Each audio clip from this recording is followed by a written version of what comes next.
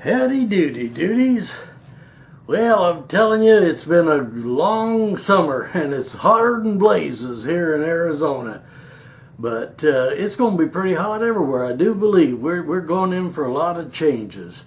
That reminds me, though, I talked to a friend of mine yesterday, in fact, and he wanted to know about Cain and Abel. He said, how come Cain, when he kills his brother, and God is going to run him off of the garden, he says, I don't want to go out there where all them people are because those people would harm me. Well, if they were the only two, he says, how could that be? Well, first of all, they weren't the only two. You got to remember, even though they've edited and reinterpreted the Bible so many times I've lost count, that they didn't get rid of all the truth.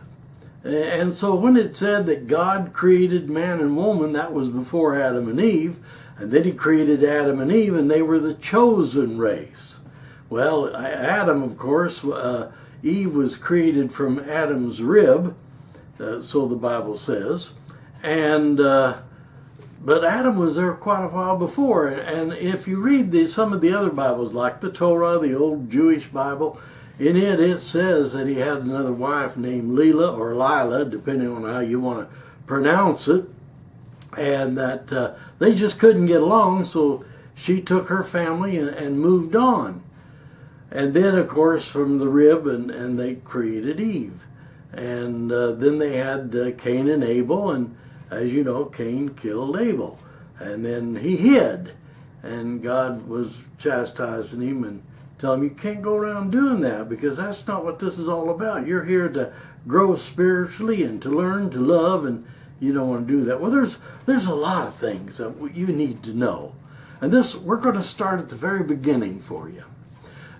Science and religion, they're both have a lot of myth and speculation in them. In other words, they promulgate, meaning they proclaim formally, that their thing is truth. Science says we had a big bang and all of a sudden everything was created. Bang! Woo-wee! Well, what caused that bang? And if that's so, where did it come from and what happened? And then, of course, in the Bible it says, well, God created the earth and we did it in 7 days and then he rested, or did it in 6 days and rested on the seventh. It's all true, both of them.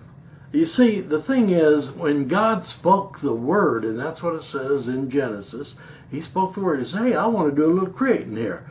And bang, the creating happened. Now, when it comes to the time, the days, there wasn't any sun, and that's the way we measure our day, is from sunrise to sunset. For all we know, a day could have been 1 billion or 10 billion years. And it doesn't matter, because you've heard the old story about the boy that prays to God, and he says, God, I need $1 million. And he says, I understand that $1 million is like time to you, and with time to you, 1 million years is like a second. He says, but I need $1 million. I need it now.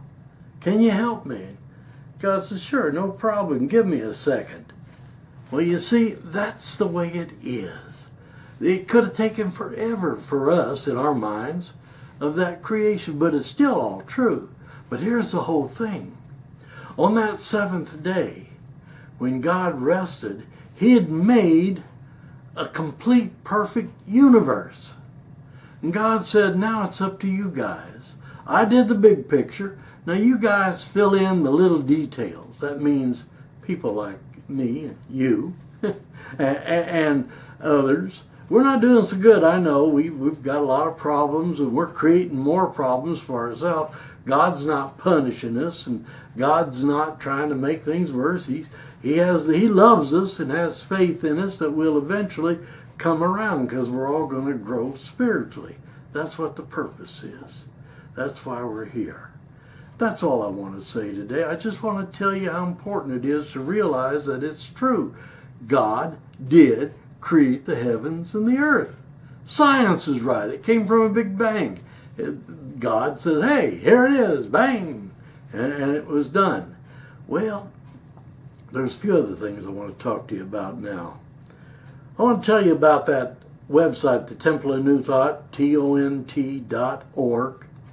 I'm starting a thing for them, and we're calling it Hub 21.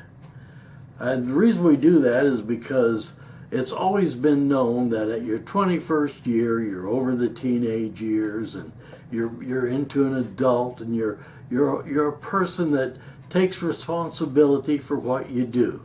Now you can shirk your responsibility, but you can't shirk the responsibility for shirking the responsibility, if you know what I mean. Well, I know you do. So Hub 21 is about that, but it's even more. Psychologists have found that if you repeat something for 21 days, it becomes ingrained and becomes a part of you. It can be a habit. That's all it takes. 3 weeks, 21 days of doing the same thing over and over and over again, and it becomes your own all the way. So I'm going to do a thing on taunt.org, and it's going to be called Hub 21. And it's going to contain both things. We're going to start off with explaining the culture and the domestic things of the life of Jesus, because after all, that's what Christianity is built on. And that kind of tickles me too, because that old boy I was talking to earlier that talked about Cain and Abel, he said, you know, I grew up a Christian. I grew up in a very strong evangelical Pentecostal church. And he says, they're all like cults, all of them, the Mormons, the Islams, all of them. They want to control you. You know, he's so right, and so do politics and governments and everything else. They want to control the people so that it makes it more convenient for everybody as a whole, supposedly. Well, I don't want that. I want you to be an individual thinker, and I want you to think for yourself. So what we're going to do on Hub 21, we're going to give you a lot of material without the humor like we do here. And we're going to do it in a way that if you want to follow it for 21 days, you'll own it. And also, there will be some self-improvement ideas there. So get over on taunt.org, go to Hub 21, and enjoy with me. Until then, all I want to say is, God bless you all, or as they say out here in the Spanish West, vaya con Dios.